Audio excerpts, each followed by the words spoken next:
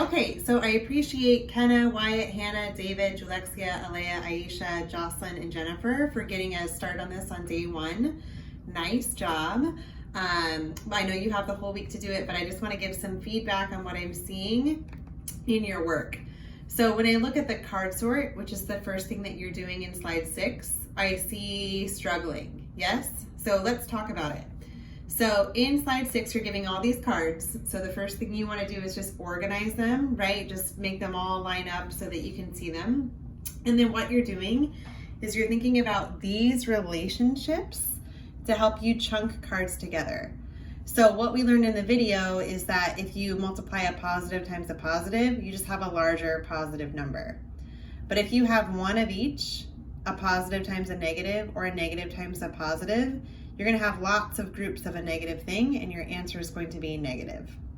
And then connecting to what we did before our break, if we get rid of something negative, it creates a positive. So a negative times a negative is going to result in a positive answer.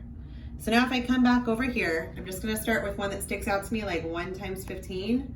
I know that that's 15, whereas I know 1 times negative 15, that's an example of a negative answer. So these two are not going to connect because this is a positive and this is a negative.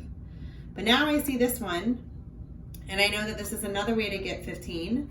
So I have a negative 3 times a negative 5, a negative times a negative. That's going to be a positive. So this right here is the same thing as positive 15. So I'm going to click them together like this. And then I just keep going, taking my time and making the connections. Right here, I've got 2 times negative 4. That's one of each, so that'll be negative 8. That's not going to go with any of the 3 of these. What we learned in our last unit or in previous learning is that multiplying by 1/2 is the same thing as dividing by 2.